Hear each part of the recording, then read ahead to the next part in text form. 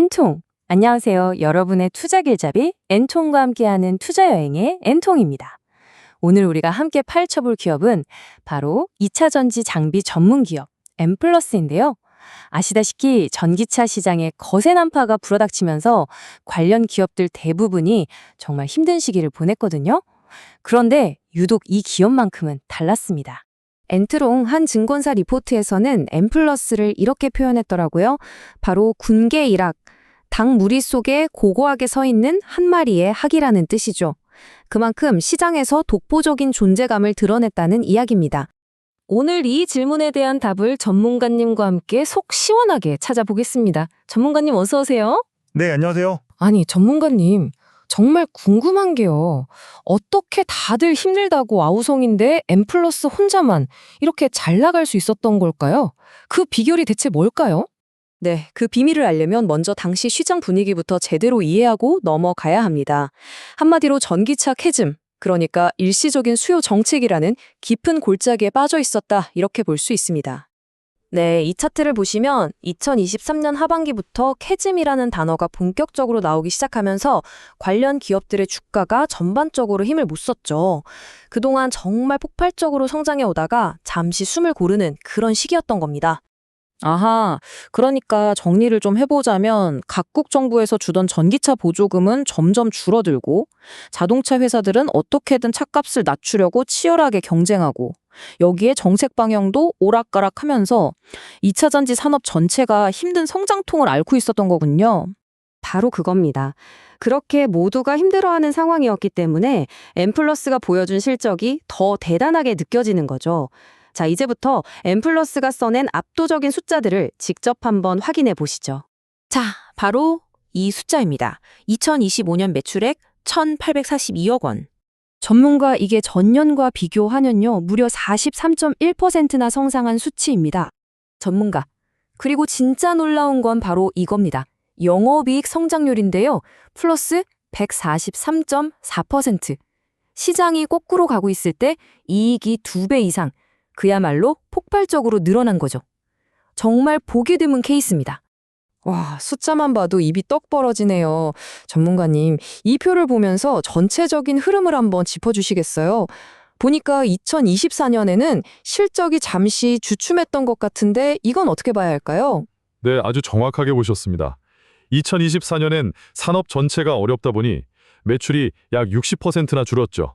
하지만 진짜 중요한 건 바로 그 다음에 보여준 V자 반등입니다.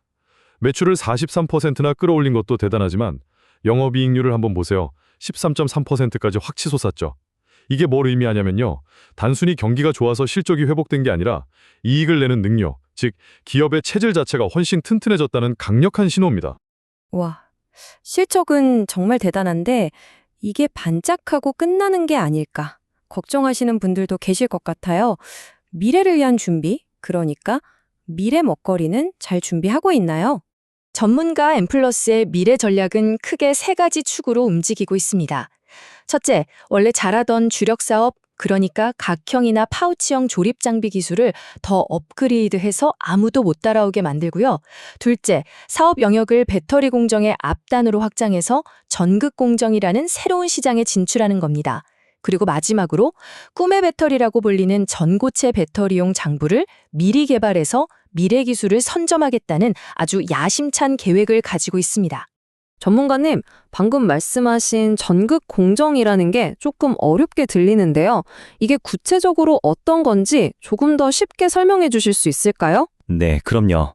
배터리를 만드는 과정을 아주 간단하게 보면 재료를 만드는 전극, 그걸 조립하는 조립, 그리고 마지막으로 배터리에 생명을 불어넣는 후공정으로 나눌 수 있거든요. N플러스는 지금까지 이 중간 단계인 조립 공정의 최강자였는데 이제는 그 앞 단계인 전극 공정 장비까지 직접 만들겠다는 겁니다. 쉽게 말해 활동할 수 있는 무대 자체가 훨씬 더 넓어지는 셈이죠. 와, 미래기술 확보도 그냥 우리 이거 할 거예요 하는 계획 수준이 아니네요. 이미 전고체 배터리 관련 기술을 다 확보했고 심지어 고객사에 시험 생산용 장비까지 납품을 했다니 이건 정말 한 발 앞서서 움직이고 있다는 확실한 증거 같아요. 그런데 전문가님, 지금까지 너무 좋은 얘기만 한 것 같은데요. 세상에 완벽한 기업은 없잖아요. 투자자 입장이라면 당연히 주의 깊게 살펴봐야 할 리스크 요인들은 없을까요? 물론입니다. 좋은 점만 보고 섣불리 투자할 수는 없죠. 반드시 잠재적인 위험 요소들도 차갑게 그리고 균형 있게 따져봐야 합니다. 전문가, 가장 먼저 우리가 짚어봐야 할 게 바로 이 기대와 현실의 차이입니다.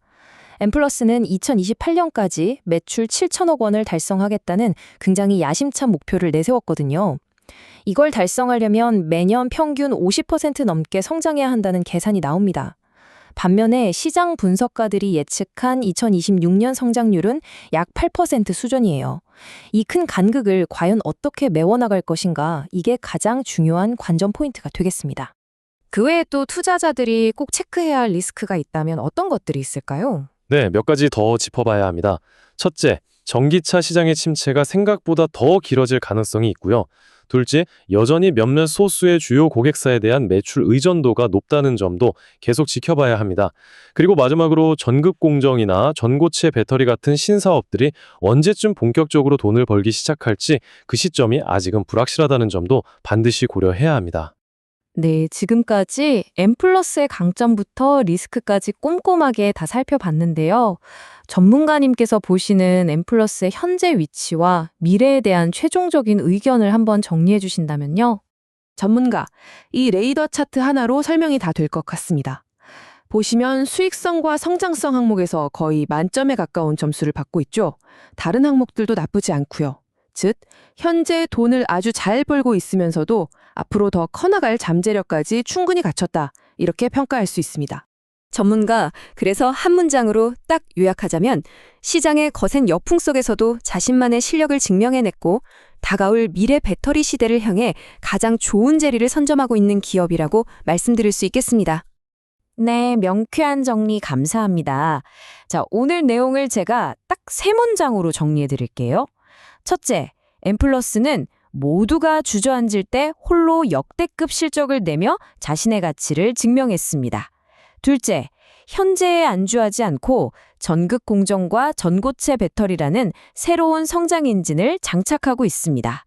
마지막으로 회사가 꿈꾸는 높은 목표와 만만치 않은 현실 사이의 간극을 어떻게 줄여나갈지가 앞으로의 숙제라고 할 수 있겠습니다.